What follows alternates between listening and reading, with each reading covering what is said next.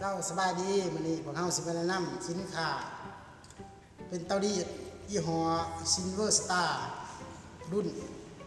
2035ซึ่งเป็นเตารีดระบบไอ้น้ำรุ่นนี้มันจะเป็นรุ่นต้มเอาเนาะตัวนี้เนาะรุ่นต้มน้ำส่วนมาตัวปรุงของมันก็คือนี่คือเปิดปิดระบบเตารีดเนาะลงทำงานของเตารีดส่วนตัวนี้ก็คือปิดเพิ่มระบบการต้มน้ำเนาะตัวเข็มมันก็คือระบบความรั่นของน้ำเนาะมันอยู่เท่าไรเนาะเพราะว่ามันต้มขึ้นมามันจะรั่นเป็นไอออกมาเนาะเดี๋ยวเรามาลองดีดเพิ่งเลยเนาะนี่คือระบบไอน้ำเนาะไอน้ำแห้งเลยดีเนาะดีแป๊บเดียวอย่างเลยเนาะ